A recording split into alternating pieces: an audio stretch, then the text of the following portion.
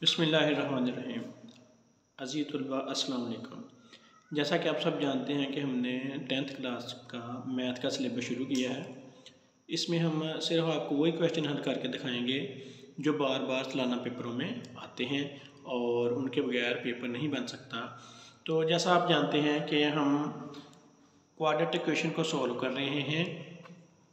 Quadratic equation को solve करने के लिए जो क्वाड्रेटिक फार्मूले वाला तरीका है हमने वो आज अप्लाई करना है। क्वाड्रेटिक इक्वेशन को सॉल्व करने के लिए क्वाड्रेटिक फार्मूला इस्तेमाल करना है।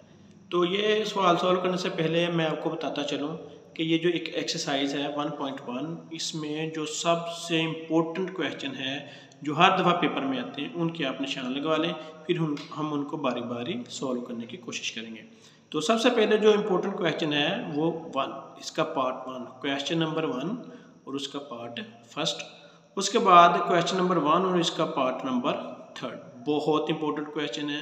और इसके अलावा क्वेश्चन नंबर 1 और उसका पार्ट नंबर 7 और पार्ट नंबर 9। इन सवालों को बेटा आप नोट कर लें, इनको हमने बारी बारी इनको हमने सॉल्व करना है। तो आज हमने जो सबसे पहले क्वेश्चन सॉल्व करना है वो है क्वेश्चन नंबर 1 और इसका पार्ट फर्स्ट। जी तुलबा, आप देखें कि हमने एक्सरसाइज नंबर 1.2 का क्वेश्चन नंबर 1 और उसका पार्ट फर्स्ट सॉल्व करना है। लेकिन उससे पहले मैं आपको क्वाड्रेटिक फार्मूला के बारे में बताऊंगा। क्वाड्रेटिक फार्मूला को उर्दू वाले कहेंगे दो दर्जी मुसावात हल करने का कुलिया। ये बराबर होता है x is equal to minus B plus minus under root B square minus 4ac over 2a। ये होता है हमारे पास दो दर्जी मुसावात को हल करने का कुलिया। इसको इंग्लिश वाले कहते हैं क्वाड्रेटिक फार्मूला। दो दर्जी मुसावात यानी कि क्वाड्रेटिक फार्मूला। इसमें बेटा चलें आए हम क्वेश्चन को सॉल्व करने की कोशिश करते हैं। ये एक्सरसाइज नंबर 1.2 है और इसका क्वेश्चन नंबर 1 है।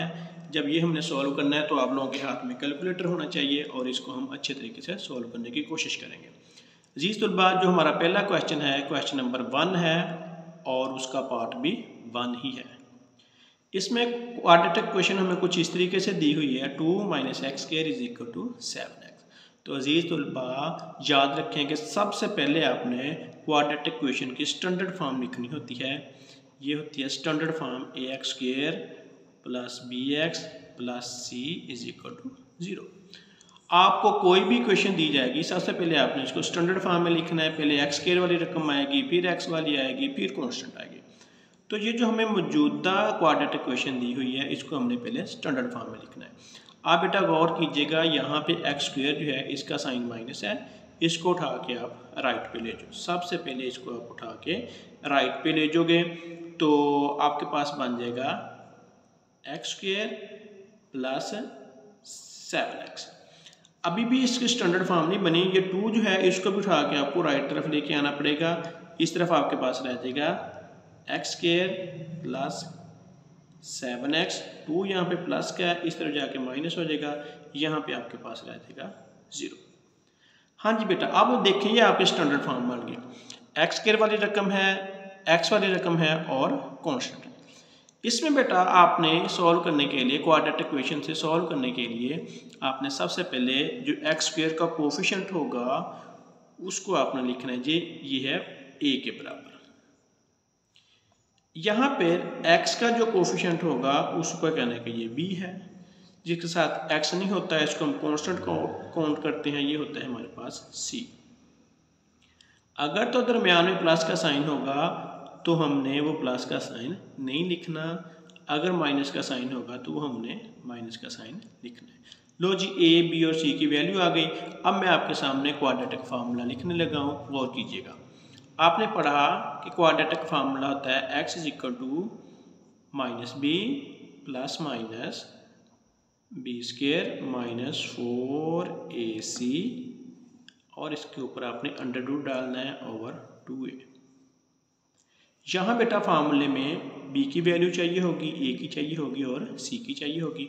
वो मैंने आपको बता दिया। x² का कोफिशिएंट a होता है, x का कोफिशिएंट b होता है और ये कॉन्स्टेंट इसको हम c से ज़ाहिर करते हैं। जस्ट आपने इस फार्मूले में b की जगह पे उसकी वैल्यू पुट करनी है, माइनस को एज इट इज़ लिखा रहने दें। b की वैल्यू यहाँ पे 7 है, आपने यहाँ पे 7 लिख देना है और प्लस माइनस यहाँ पर b की वैल्यू फिर आपने 7 है और उसका स्क्वायर लिख देना है। यहाँ माइनस है, यहाँ 4 एज इट इज़ आ जाएगा। एक जगह पे आपके पास वैल्यू 1 है, वो आपने 1 लिख देनी है और सी की जगह पे उसकी वैल्यू है -2 और ये रकमों को आपने अंडर रूट के नीचे लिख देना है। उसके बाद आप बटे में देखिएगा 2 था, एज इट इज़ आ जाएगा, एक जगह पे उसकी वैल्यू आ जाएगी 1। अजीज तलबा अब आपने इसको सोल्व करते जाना, यहाँ पे x आ जाएगा, ये x यहाँ पे भी एज इट इज़ ही आ जाएगा। यहाँ पे साइन 7 का साइन कुछ नहीं है तो प्लस का काउंट होगा, इस माइनस को प्लस से मल्टीप्लाई करेंगे तो माइनस के 7 आ जाएगा। ये प्लस माइनस आप कैलकुलेटर के ऊपर 7 का स्क्वायर हल करें। 7 का स्क्वायर जिनके पास कैलकुलेटर नहीं होंगे तो 7 के स्क्वायर का मतलब होगा 7 ज़रब 7, 7 7 बार 49। 7 का स्क्वायर हमारे पास आ जाएगा 49। अब यहाँ पे 4ac था, ये तीनों रकमें आपस में ज़रब हो रही हैं। 4 को 1 से भी ज़रब करोगे, फिर 4 को 2 से भी ज़रब करोगे, 4 1 बार 4, 4 2 बार 8 यहाँ पे आ जाएगा। जिन रकमों को ज़रब किया उनकी अलामतों को भी ज़रब करेंगे, इस माइनस को इस माइनस से ज़रब करेंगे तो जो हमारे पास जमा आ जाएगा, प्लस आ जाएगा। अंडर रूट के नीचे ही हैं और हमारे पास बटे के नीचे आ गया 2। अब बेटा अगर हम मज़ीद इसको आप सॉल्व करने की कोशिश करोगे तो यहाँ पे आप देखो ये आपके पास x -7 प्लस माइनस 49 में आप 8 ऐड करोगे तो 57 अंडर रूट और ये बटे में 2 एज इट इज़ ही आ जाएगा। यहाँ पे जिस तुलबा देखें ये जो 57 है इसका अंडर रूट सोल्व नहीं होता, तो लिहाजा ये इसका यहीं तक इसका जवाब आ जाएगा।